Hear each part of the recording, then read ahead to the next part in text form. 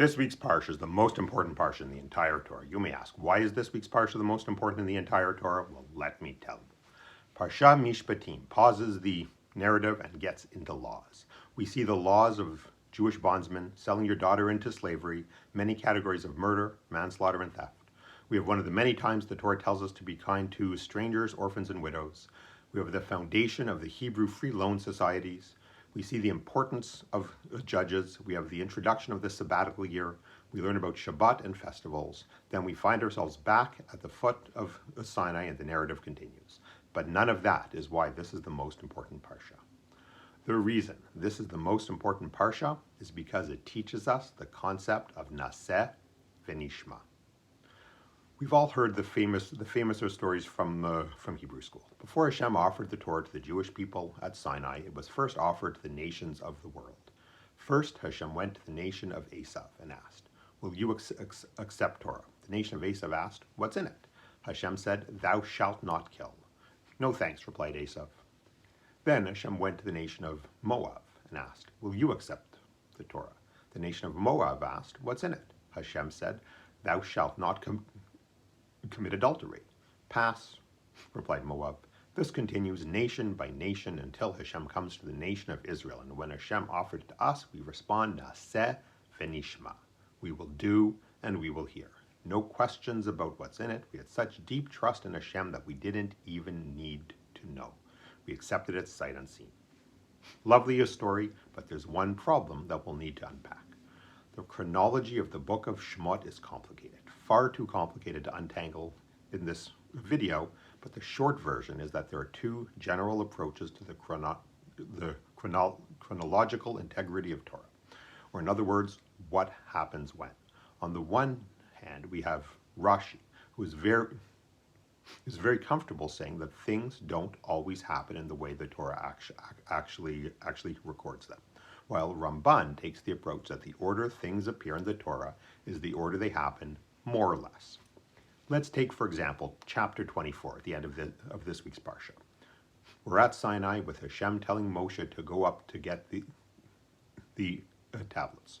According to Rashi, chapter 24 actually happens at the same time as chapter 19, which was last week before the giving of the Ten Commandments. So Rashi has the Torah describing the events at Sinai, then takes a small tangent to tell us a bunch of laws, and then picks the story right back up. On the other hand, according to Ramban, chapter 24 happens, well, after chapter 23, right in the order we're actually reading it. We're at Sinai, we get the Ten Commandments, Hashem teaches a bunch of laws, then tells Moshe to go up the mountain to get the actual tablets. Why does this matter? Why do we care when chapter 24 happens? Well, let's read a key line from chapter 24, verse 7. Moshe took the book of the covenant and read it in earshot of the people, and they said, naseh v'nishma.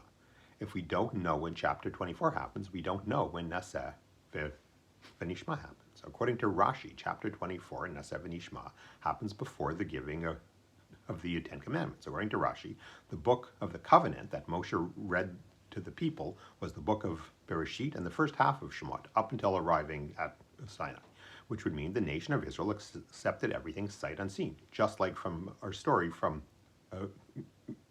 Hebrew school. But what about Ramban, or for that matter, the direct reading of our text? Ramban would say that chapter 24, Naseh v'nishma, happens after the giving of the Ten Commandments. According to Ramban, the book of the covenant is everything right up until chapter 24, including the Ten Commandments and all the laws we were reading about this week. Far from accepting the Torah sight unseen, we don't say Naseh v'nishma until after we know a whole lot of the actual details. Ramban totally ruins the Hebrew school story. There's a third opinion which takes things even further. The Chizkuni, a 13th century commentary, says Naseh v'nishma happens when we're about to leave Sinai. The book of the covenant that Moshe read the people was everything up to and including the curses at the end of the book of Vayikra. The events at Sinai are often poetically described as a wedding between Hashem and the Jewish people. The question is, what kind of wedding is it? Rashi might say it's It's an arranged marriage where the bride and groom have never met. They agree to the marriage sight unseen, not knowing what the marriage will actually be like, but they trust the matchmaker. Ramban might say that they read the ketubah first. They know all the details and rules of the marriage before agreeing. And the Chizkuni might say they read the prenup. Not only do they understand all the details of what the marriage will be like, they understand the consequences of possibly breaking it. Or maybe Ramban would say that a wedding is not the right analogy at all. Maybe Sinai is better compared to a conversion.